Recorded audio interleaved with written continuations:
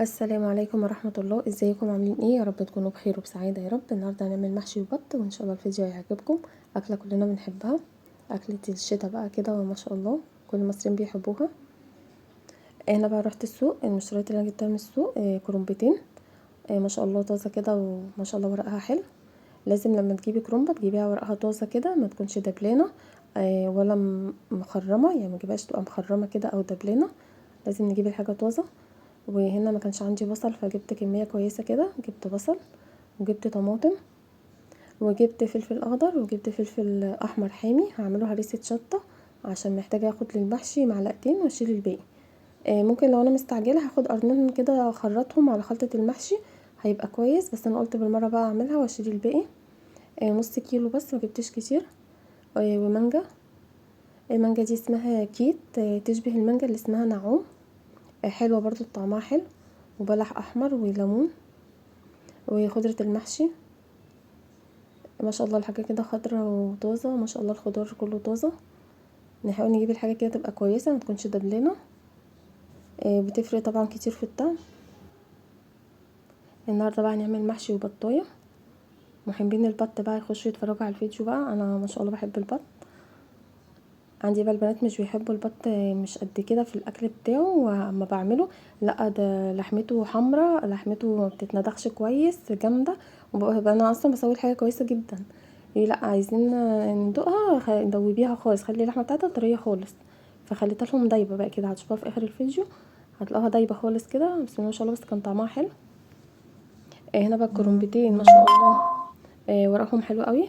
اول كده بنشيل الجزء اللي فوق بتلاقي الورق يطلع معاكي كده بكل سهوله. لو لقيتيها بقى متكبسه في بعضها اللي مش عارفه تطلعي ورقه ورقه، ما تحاوليش تطلعي منها الورق عشان هتتبهدل منك، هي متكبسه في بعضها. شيلي الجزء العلوي ده زي ما انا بطلعه كده، وقطعيها 4 تربع، وكل ربع حطيه في ميه السليق هتلاقيه فكت، وهي بتتسلق كده هتلاقي الورق بتاعها فك وبقت كويسه. هتطلع في الميه وهي بتتسلق بكل سهوله. لكن ده الورق بتاعها كان كويس بيطلع معايا بكل سهوله. وانا متعوده اقطع الكرنب كده واغسله قبل ما اسلقه. بحب اشطفه تحت الحنفيه كده ورقه ورقه قبل ما اسلقه. هنا بقى جبت اكبر حلتين عندي بقى المونيا، انا حله التيفال عندي مش كبيره، حطيت حله كبيره كده للبطه وحله كبيره لسلق الكرنب، عشان عندي حله التيفال مش كبيره زي الحله الالمونيا. يعني اكبر حله عندي مش هتاخد البطه، في التيفال مش هتاخد البطايه. بس طبعا التيفال احلى بكتير بقى في غسيل المواعين، بيبقى سهل كده غير الالمونيا خالص. هنا بقى هسلق الكرنب، حطيت ميه تغلي، حطيت لها شويه ملح، وهسلق بقى الكرنب يا دوبك بس يدبل معاكي كده، ما تخلوش يغلي يعني كتير عشان ما يتهرش منك. الورقه تدبل كده معاكي وطلعيها. بعدين بنحطه على بعضه وهو سخن يعني بيزود السوا بتاعه. هنا بقى قطعت بصلتين كبار واخدوا لون حلو مع الزيت، ونزلت بالطماطم وفلفل وملح. هنا بقى هقطع كده الكرنب. من الاكلات ما شاء الله الجميله كلها فوائد، وكلنا بنحب المحشي واكل المحشي. والاكل بقى ده اللي بيدفي في الشتا بقى، محشي وفراخ، محشي وبط، قلقاس، عدس، الاكلات الجميله دي بتاعت الشتا.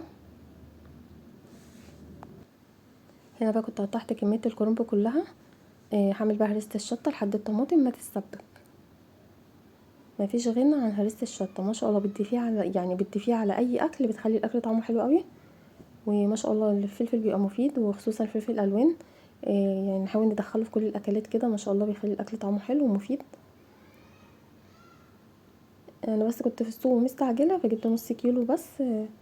حبيت بقى اعملها كده، هشيلهم على كيسين وهسيب معلقتين للمحشي، وبشيلهم بقى في الكيسه كده بالطريقه اللي جايه دي هتشوفوها. الطريقه دي كويسه قوي.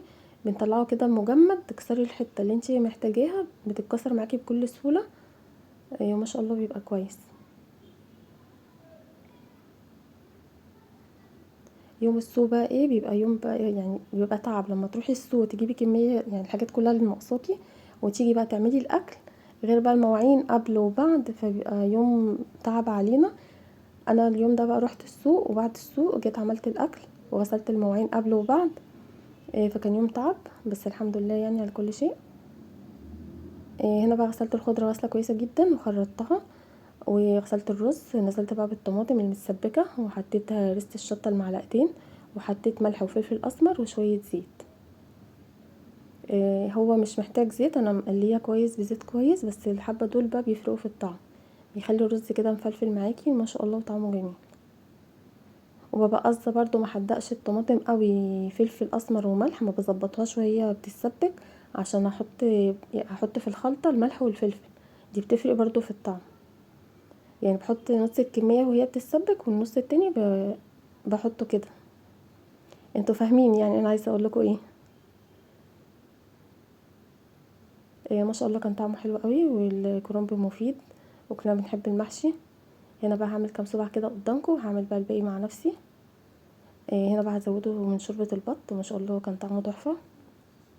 عايزاه بقى مفلفل معاكي كده لحد كده وتمام، تهزي بقى الحله كده وما تحطيش تاني. احنا برضو في البيت بنحبه طري شويه، فهزوده شويه شوربه صغيرين وهسويه. لكن انت عايزاه مفلفل معاكي ما تزودوش الشوربه عن كده. نسيبه يغلي يتشرب الشوربه بتاعته، بعد كده نهدي عليه النار يستوي. هنا بقى كان استوى، بسم الله ما شاء الله، الريحه كانت طالعه ما شاء الله تحفه. بصوا البطه بقى، البطه سويتها لهم زي ما هم طالبين دايبه. بصوا انا طلعت لكم نصها كده، الوراك ماسكه نفسها شويه، الصدر بقى بصي يعني دايب، بس بسم الله ما شاء الله كان تحفه. بصي هقطع لكم حته دلوقتي، اللحمه دايبه خالص عشان ياكلوها، ما اتدبست انا فيها يعملهاش ويقولوا لي لا اللحمه جامده اللحمه عامله. بس طبعا لو احنا عازمين حد مش هنطلعها بالشكل ده، هنطلعها بقى سليمه كده ومتظبطه، بس كان طعمها تحفه. بس طالما احنا بقى اللي هناكلها خليها دايبه براحتنا يعني عادي. يا رب الفيديو يعجبكم، والسلام عليكم ورحمه الله.